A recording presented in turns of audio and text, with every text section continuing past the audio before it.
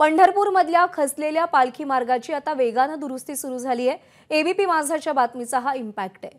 आरी ब्लॉक वापरून 5 मीटरपर्यंत भराव पूर्ण करण्यात आलाय आणि येत्या 8 दिवसात हा रस्ता प्रवासासाठी खुला होणार आहे।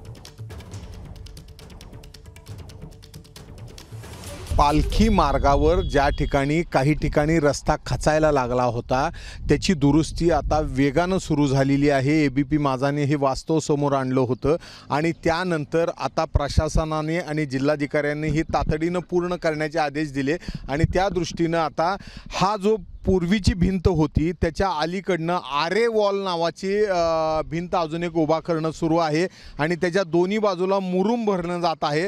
जवळपास खालनं आत्तापर्यंत 4.5 मीटरपर्यंत उंचीपर्यंत हे आणलेली आहे। अजून 4 मीटर उंचीपर्यंत ही भिंत वाढवावी लागणार आहे।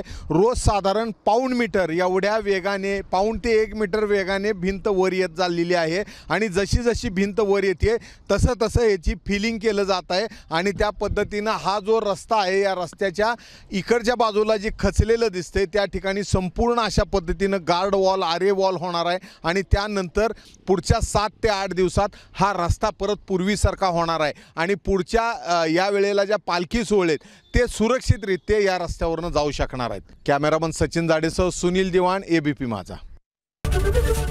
एबीपी माझा, उघडा डोळे बघा नीट।